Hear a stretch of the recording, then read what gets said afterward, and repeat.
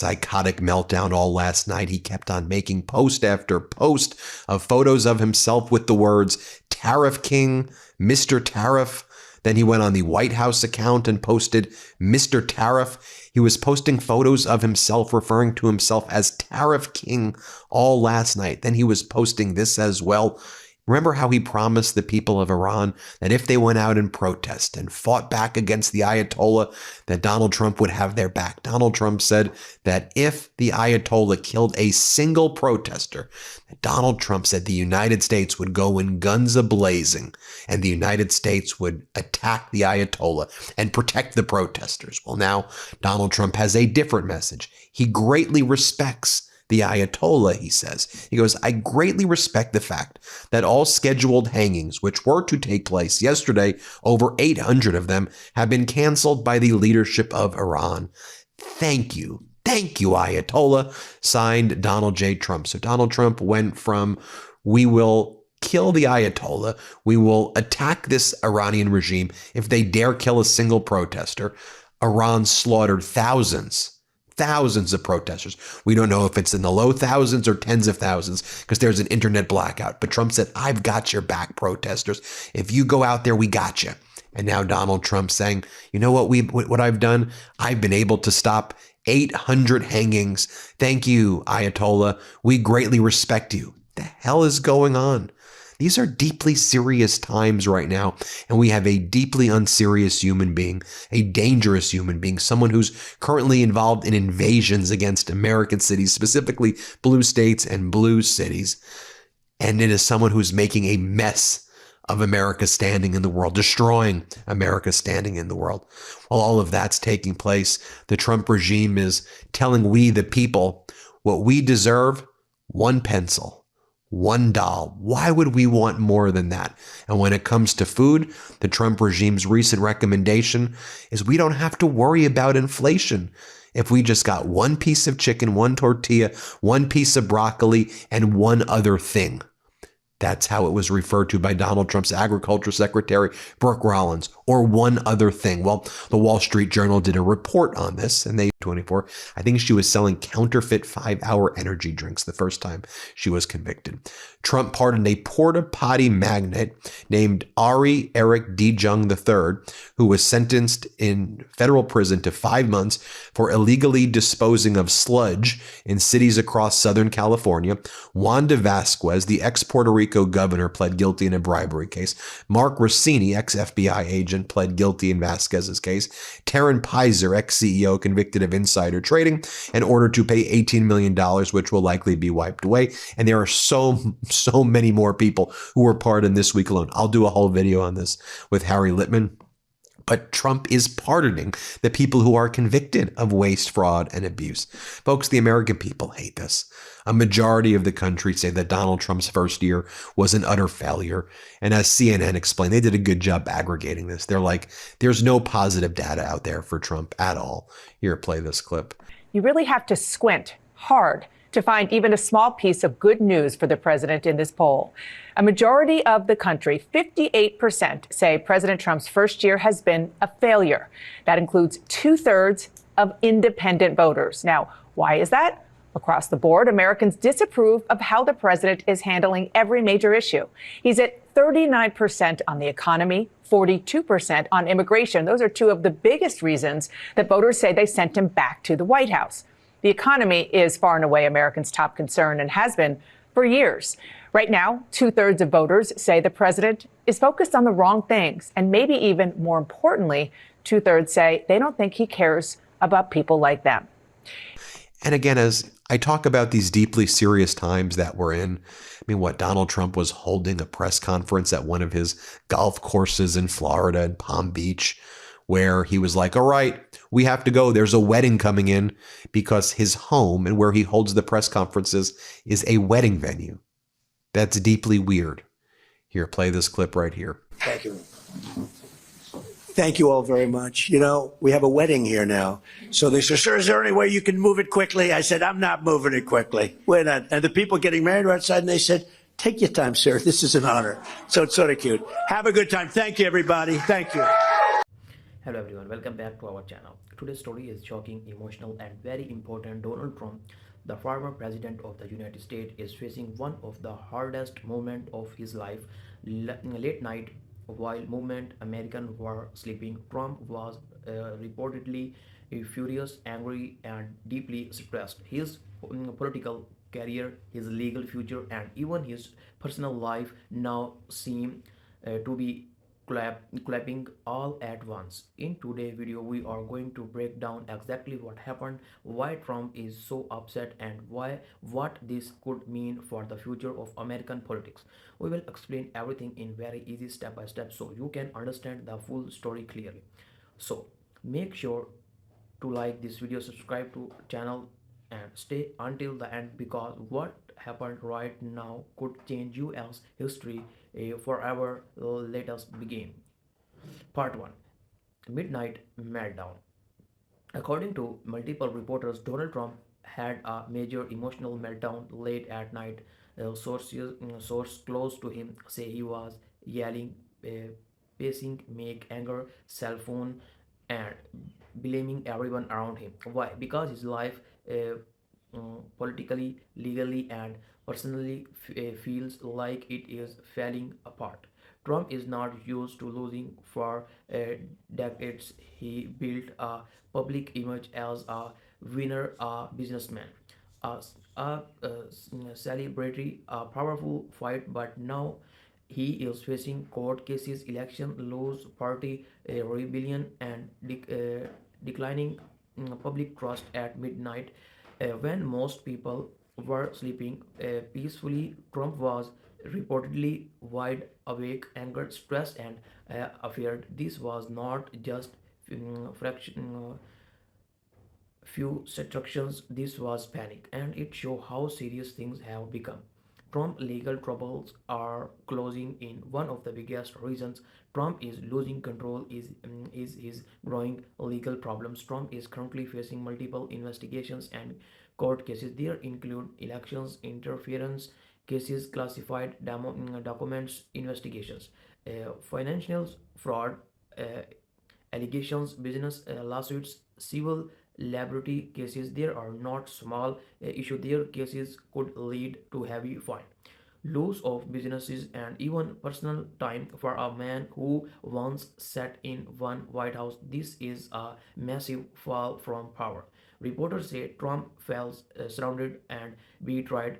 He believes everyone is against him, judge, prosecutors, the media, and even people from his own political party. Late at night, their fears seems to hit him hardest. Sources describe him shooting things like, "They are trying to destroy me." There is political prosecutions. They want to silence me forever, but the trust is their legal cases are based on evidence, not politicians. And Donald Trump now this deep down. What that is why he is packing his political power is fading. Trump once controlled the politicians' party like a king. He could decide who won elections. He could destroy careers with one tweet. He could rely millions with one speech. But now that power is fading, many Republican leaders are quietly moving away from him. Some are openly criticizing him. Some are refusing to defend him. Others are preparing for a future without Trump, and that scare him. Before Trump identity is built on being powerful. Without power, he feels invisible. Without control, he feels weak, and without loyalty, he feels betrayed. Reporters say Trump is furious that members of his own party are not protecting him. He expected loyalty, he demanded silence, but instead he is saying distance, criticisms, and even open rebellions. That midnight meltdown at it came after hearing that more Republican leaders were refusing to stop him publicly. That hit him hard.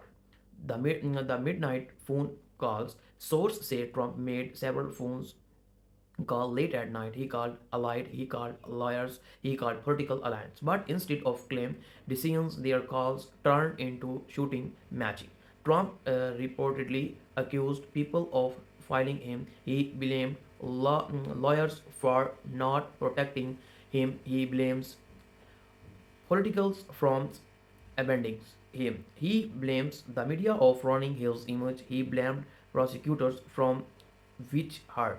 But most of all, he blamed the system. Trump has always believed that if something's going wrong, someone else must be responsible. He never accepted blame, but this time this is not a escape. Not tweet, no really, no insult, no conspiracy theory. Reality is catching up, and Trump is struggling to herd it. A man who had losing. To understand Trump meltdown, you must understand one thing: Donald Trump hates losing more than anything. In his entire life, he has tried to present himself as a winner. Even when he lost, when businesses failed, he claimed victory. When lawsuits hit him, he claimed success. When elections were lost, he claimed frauds. He cannot emotionally accept defeat. That us that's why losing the 2000 election hurt him so deeply. That is why legal investigation feel uh, unbelievable. That's why public crimes feels persons, and that's why the midnight are alone with his thoughts. Trump reportedly lost control because he cannot run from reality anymore. The media storm is unstoppable. Trump also feel attacked by the media, and to be fair, media coverage of him has become extremely intensive. Even court appearance, every legal feelings, every leaked message, every angry speech, every outburst, it's all headlines news. And the Trump watched it, he raised it, he reacted to it, he abused over it. Sources say Trump spent hours watching cable news and reading online story about himself. And what he see now is not price, it's criticisms, mockery, concern, and something every try that hurt him deeply. He built his life on attentions and approvals, but now that attentions feels hostile, and that approval is going. Which one fuels his anger? Why midnight meltdown matter? You might ask. Why does it matter if Trump is upset at night? It matter become it show emotional instability during extreme pressure. It shows stress, it shows fear, it shows loss of control, and when powerful people lose emotional control, they make bad decisions. Trump has already shown patterns of impulsive behavior. Late night tweets, anger speech, threats toward options, attack on institutions, spreading misinformations. Now, imaging that behavior during deep legal trouble and political collapse. That's dangerous not just for Trump but from democracy itself. The personal toll on Trump. This is not just about political and law. This is about a man's personal life collapsing. To report suggest Trump feel isolated. Old friends have left, businesses partners are distant, political alliances are silenced, even some family relationships are standing. He is surrounded by lawyers instead of supporters, customer instead of royals, judge instead of cheering crowds. That is a brutal emotional stuff. Imagine waking up every day not knowing which lawsuits, change, or investigation is coming next. Imagine lost the admirations you once had. Imagine see your legal turn into scandal. That kind of pressures break people. And Trump, according to source, is cracking. His inner circle is panic. It is not just Trump. His inner circle is also panicking. Lawyers are overwhelmed. Advisors are futures, donors are hated, staff members are executed. Some instead say they are struggling to control Trump behavior. They worry about what he might say publicly. They worry about what he might post online. They worry about what he might reveal accidentally, and most of all, they worry about how unstable he is scam emotionally. Late night real call, emotional breakdown, extreme pressures, uncontrolled accountability. There are not sign of stress. There are sign of collapse. How this after the Republican Party? Trump meltdown is not just his personal problems, it is a political crisis from the Republican Party. The GOP is stuck in a difficult position. Stop Trump risk damaging their future. Abundance Trump risk agencies his lawyer base. But as Trump legal troubles grow more, Republicans are choosing a distance. They want to protect their careers. They want to win elections. They want to avoid being tired to scandal, and Trump now this that's why he feels betrayed. That's why that's why he is furious. That's why his midnight meltdown happened. He is realizing something's be trifling. The party he once controls may not longer be belong to him. The public is losing trust. Polls show that many Americans, including independent and every Republicans, are losing trust in Trump. Try see choice. They see scandal. They see lawsuits. They see drama, and they are tired. America want stability. They want claim relationships. They want a solution, not content crisis. Trump officers conflict, he offer anger, he offer defiance. And that no longer attentions voters the way it once did. The loss of public spotter is deeply painful to Trump because popularity is his oxygen. Without it, he struggle to breathe popularity. What is your opinion about this video? Below the comment and see you in the next video.